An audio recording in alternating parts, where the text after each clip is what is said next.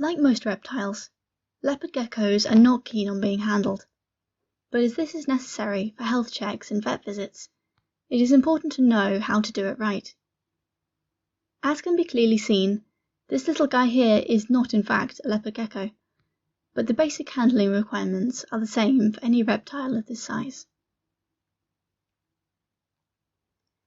Temperament is one of the major factors that will affect a leopard gecko's tolerance for handling,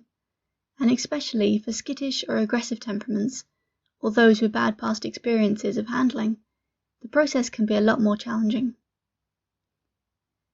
Pay close attention to the behaviour shown by the animal prior to and during handling. Leopard geckos can be very vocal about their emotions and will scream and chirp when unhappy or scared about being approached, while also wagging their tails from side to side, sometimes with the tail lifted and the back arched, and they can even bite if they become very displeased. If any of these signs are shown, give the animal space and leave it be, unless handling is urgently necessary.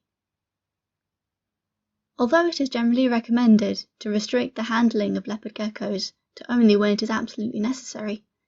there are cases where this is even more important,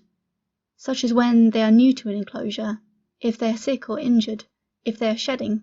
or during the breeding season. Getting a leopard gecko used to you and your hands before needing handling is definitely ideal, and this can be achieved by laying your hand on the ground of their enclosure and allowing them to approach you, pick up your scent, and feel assured that you are not a predator. If this is done correctly over a period of time, the gecko can even become accustomed to climbing onto the handler's hand without prompting, making health checks and socializing easier. Another option is to slide your hand underneath the belly of the gecko and gently lift them, always coming in from the side so that the animal sees your hand coming and doesn't interpret it as a threat or predator. Calm and confident handling is a must, as the gecko will be able to tell if you're nervous or uneasy and will become scared or defensive and determined to escape. When holding a leopard gecko, it is important to provide adequate support to all body parts, so that the gecko feels secure and safe, without applying any more pressure than necessary, so as not to hurt them or cause them injury. One of the most common injuries a leopard gecko can get is the tail detaching, which can happen very easily at the slightest pressure or threat,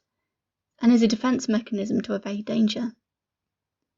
The tail will grow back, but it may take several months, and a regrown tail will not look the same. Although this is not a serious injury, it is still very stressful and traumatic for the gecko, and should be avoided as much as possible. Leopard geckos are great explorers, and not afraid of heights, so care needs to be taken when out of their enclosure, as if they were to jump, they could get very injured from a fall at height.